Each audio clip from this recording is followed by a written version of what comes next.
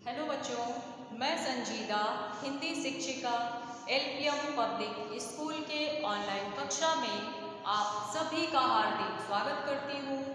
प्यारे बच्चों, ईश्वर करे आप स्वस्थ रहें, प्रसन्न रहें, मुस्कुराते रहें, आपका दिन शुभ हो। तो चलिए आज की कक्षा आरंभ करते हैं। बच्चों, आज हम सब अपनी पाठ्य पुस्तक परिवेश के कक्षा 7 के पाठ 3 प्रकरण है आत्मा की शिक्षा नामक आत्मकथा का अध्ययन करेंगे। ठीक है, आत्मा की शिक्षा यह महात्मा गांधी द्वारा लिखित एक आत्मकथा है। आत्मकथा किसे कहते हैं? आत्मकथा में व्यक्ति अपने जीवन की कथा के बारे में स्वयं लिखता है और जो जीवन परिचय होता है वो क्या होता है? उस जीवन परिचय का मतलब दूसरा कोई किसी व्यक्ति के बारे में लिखता है। जीवनी को दूसरा व्यक्ति लिखता है किसी दूसरे के बारे में, और आत्मकथा जो होती है उसे व्यक्ति स्वयं लिखता है। तो यह आत्मा की शिक्षा नामक जो आत्मकथा है इसे गांधी जी ने स्वयं लिखा है अपनी आत्मकथा का एक अंश मानकर। देखिए, यह पाठ महात्मा गांधी द्वारा लिखित उनकी आत्मकथा का एक अंश है। अंश मतलब एक भाग है। इसमें आश्रम में आने वाले विद्यार्थियों को दी जाने वाली शिक्षा का उल्लेख किया गया है। गांधी जी शरीर और मन को शिक्षित करने की अपेक्षा आत्मा को शिक्षित करने में अधिक विश्वास रखते थे। इसके बारे में इस आत्मकथा में बताया गया है। तो चलिए अब हम लोग थोड़ा थोड़ा करके पढ़ते हैं। थोड़ा सा महात्मा गांधी जी के बारे में जान लीजिए। आप सभी जानते हैं महात्मा गांधी हमारे राष्ट्रपिता हैं, क्योंकि हमारे देश को आज़ाद कराने में इनका बहुत बड़ा हाथ था। देखिए, महात्मा गांधी का जन्म 2 अक्टूबर सन 1869 ईस्वी को कहाँ पर हुआ था? नोट कर लीजिए। महात्मा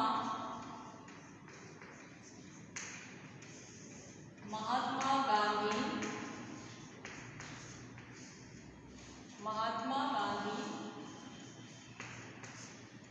का जन्म 2 अक्टूबर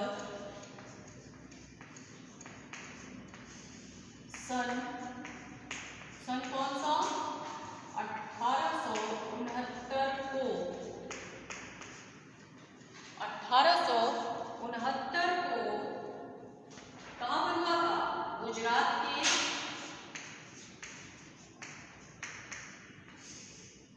गुजरात राज्य आप सभी जानते हैं। गुजरात के पोरबंदर में, गुजरात के पोरबंदर नामक एक जगह है, पोरबंदर में हुआ था।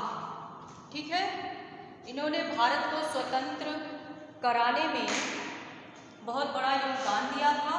इन्होंने दस्तकारी और औद्योगिक शिक्षा पर अधिक जोर दिया था। ठीक है, गांधी जी पर जैन धर्म का गहरा प्रभाव था। इस कारण इन्होंने अहिंसा, शाकाहार, आत्मशुद्धि के लिए उपवास आदि का पालन जीवन भर किया। इनकी मृत्यु 30 जनवरी सन 1948 को हुई थी। मृत्यु भी नोट कर लीजिए।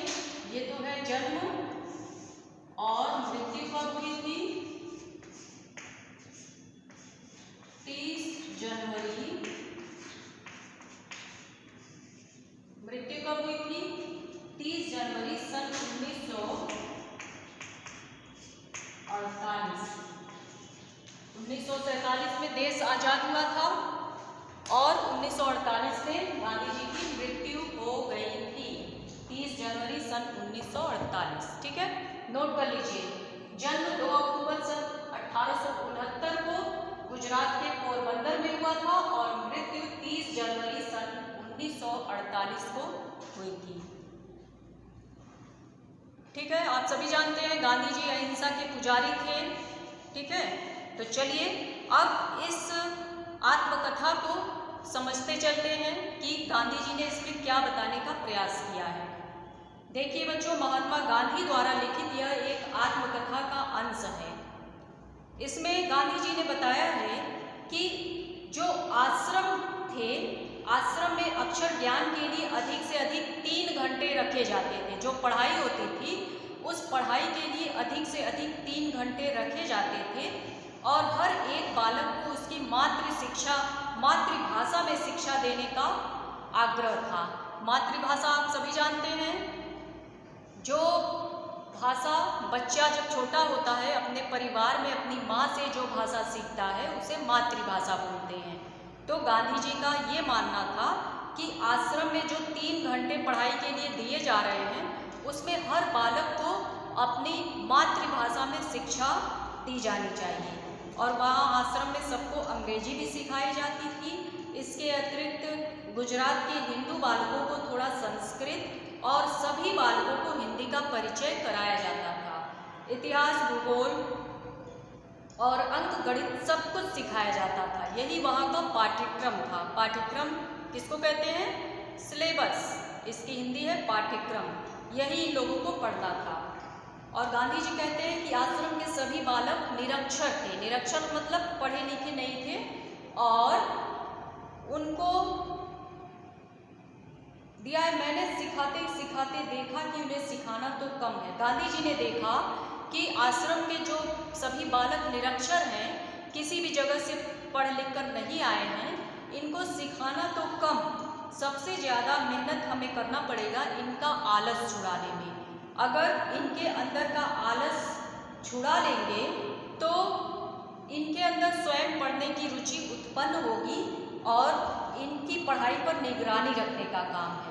गांधी जी ने क्या सोचा कि इन बालकों को क्या करना है, इनका अगर आलस छुड़ा देंगे तो इनके अंदर पढ़ाई के प्रति रुचि जागृत होगी और हमें यही निगरानी करनी है। गांधी जी ने कहा, मुझे पाठ्य पुस्तक की आवश्यकता कभी महसूस नहीं हुई, क्योंकि उनके अनुसार शिक्षक ही विद्यार्थी की पाठ्य पुस्तक है। गांधी जी का मानना था कि शिक्षक ही विद्यार्थी की पाठ्य पुस्तक है।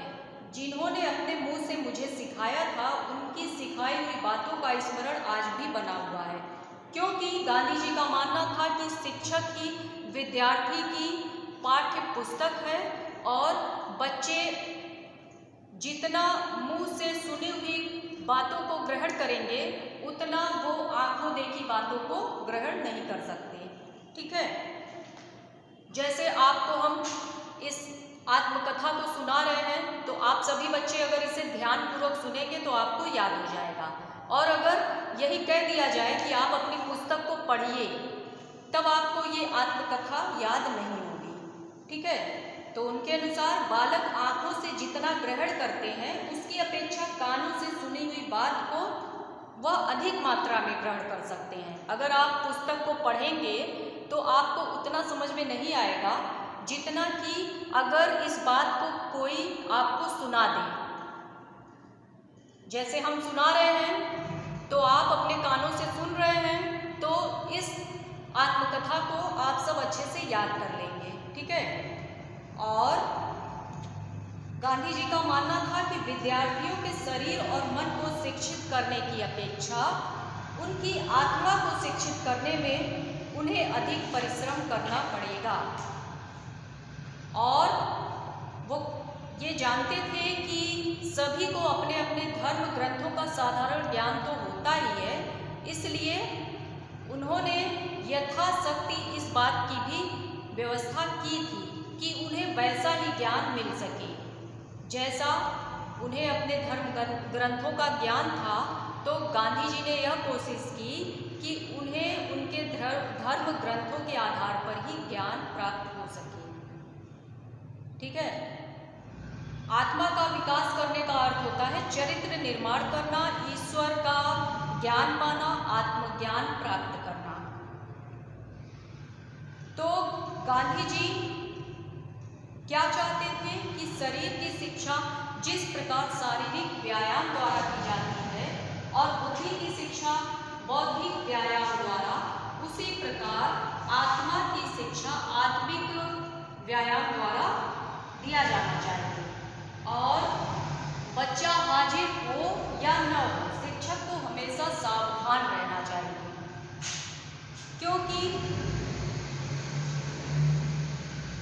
शिक्षक को देखकर ही बच्चे उनकी तरह आदर्श रूप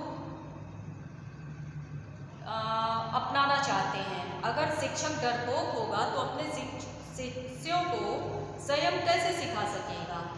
इसलिए उनके पास रहने वाले सभी बच्चे उनके सम्मुख उदाहरण बनकर रहने चाहिए, ऐसा उनका मानना था। गांधी जी चाहते थे कि मेरे शिष्य ही मेरे शिक्षक बने।